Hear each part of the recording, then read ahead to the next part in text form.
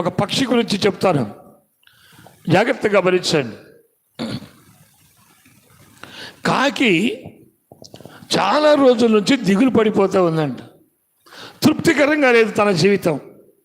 తృప్తికరంగా లేకపోవడం వల్ల చాలా రోజుల నుంచి ఎంతో ఏడుస్తూ దుఃఖపడుతూ ఒక చెట్టు పైన కూర్చొని కన్నీరు విడుస్తూ దుఃఖిస్తూ ఉందట.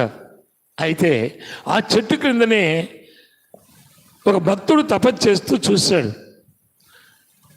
ఆ ప్రార్థన చేస్తూ చూసినప్పుడు ఆ నీళ్లు పైన పడతా ఉంటే ఏంటబ్బా అని ఒకసారి అలా పైకి చూస్తే కాకి ఏడుస్తూ ఉందట. అడిగాడట, కాకి కాకి నువ్వు ఎందుకు ఇలా ఏడుస్తున్నావు అడిగితే, ఏం చెప్పమంటావు మహాశయ, ఏం చెప్పమంటావు?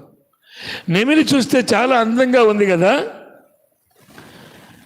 తర్వాత తెల్లపోత చాలా అందంగా ఉంది, నా జీవితం ఎందుకు ఇలాగ అయిపోయింది? అందరూ వాటిని ప్రేమిస్తారు, అందరూ వాటిని దగ్గరికి తీసుకుంటారు, కానీ నా బ్రతికెందుకు ఇలాగ అయిపోయింది అని ఏడుస్తున్నాను మహాశయ అందంట. అప్పుడు ఆయన అన్నాడంట, నీకు ఎలా బ్రతకాలని ఉంది? సిలుకని ఎంతోమంది ప్రేమిస్తారు, సిలుకలాగా కలర్ఫుల్గా రకరకాల కలర్ కలిగి ఉండాలి. నెమలిలాగా ఆ నెమలి ఈకల కోసం మనుషులు పరుగెత్తుకొని పోతారు కదా, ఆ రెండిట్లో ఏదో ఒకటై నేను జన్మిస్తే ఎంత బాగుండును కదా అన్నదట. తృప్తి లేని జీవితం ఎంతనే గమనించాడు భక్తుడు. గమనించి అన్నాడట, ఓహో ఈ కాకి తృప్తి లేదు. సర్వ సృష్టిని కలుగజేసినటువంటి దేవుడు దేన్ని ఎప్పుడు ఎలా చేయాలో ఆయనకి తెలుసు కనుక సమస్తమును అన్నిటినీ కలుగజేసినటువంటి దేవుని సృష్టినే, దేవుడిచ్చిన ఆకారాన్ని తప్పు పడుతూ ఉంది. ఇది దీనికి తప్పు తెలియచేయాలి అనుకోండట భక్తులు. అనుకొని అయితే ఒక పని చెయ్యి, నేను నీకు ఆ రెండిట్లో నువ్వు ఏది కోరుకుంటే అలాగ నిన్ను మార్చేస్తాను. నేను దేవుడిని ప్రార్థన చేసి నిన్ను మార్చేస్తాను, వెళ్ళు.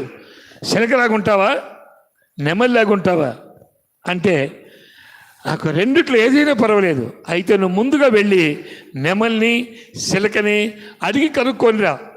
ఆనందంగా ఉన్నాయా? మనుషులు వాటిని బాగా ఆనందంగా ప్రేమిస్తున్నారా? ఆనందంగా జీవిస్తున్నాయా?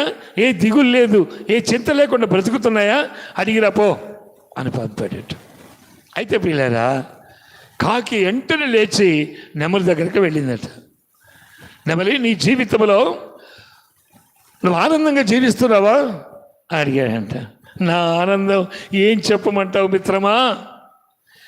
మనుషులందరూ నా దగ్గరకు వచ్చి నాకున్నటువంటి ఈ ఈకలన్నీ ఒక్కొక్కటి పీకేస్తూ ఉంటే నా శరీరం అంతా ఎంతో బాధగా ఆయాసకరంగా ఉంటుంది.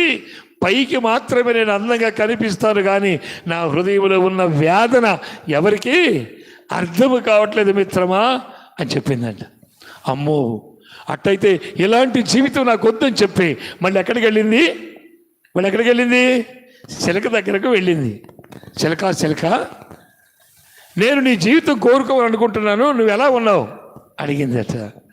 ఆ చిలకన్నదట, మిత్రమా, పైకి చూడడానికి ముక్కు ఎర్రగా, మరి తర్వాత నా శరీరం మరి పచ్చగా రంగులుగా నేను ఉన్నాను, కానీ ఒక విషయం తెలుసా? నీకున్నంత స్వేచ్ఛ జీవితం నాకు లేదు మిత్రమా.